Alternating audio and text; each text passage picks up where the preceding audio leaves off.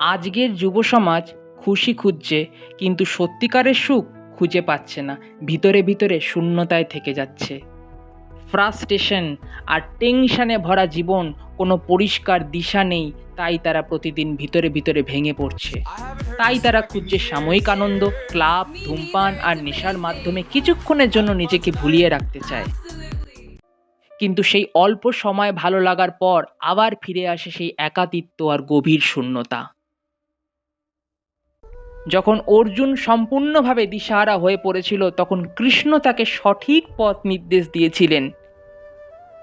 কৃষ্ণের সেই পথ নির্দেশ পেয়ে অর্জুন শুধু নিজের পথই খুঁজে পেল না, শেষ পর্যন্ত সেই যুদ্ধে জয়লাভ করল। আজও সেই অমূল্য পথ নির্দেশ আমাদের জন্য রয়েছে ভগবদ্গীতার প্রতিটি শিক্ষার মধ্যে।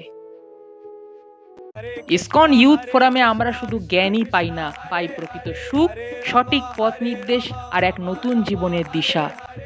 তাই আজ আপনারা আমাদের সাথে যোগদান করুন আর নিজের জীবনের আসল লক্ষ্য জেনে নিন আর সত্যিকারের সুখের পথে এগিয়ে যান।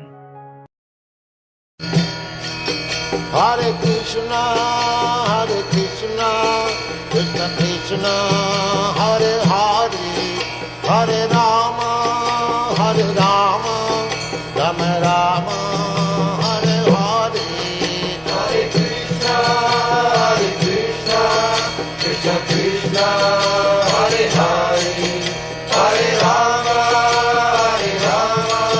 রাম রাম হরে হরে।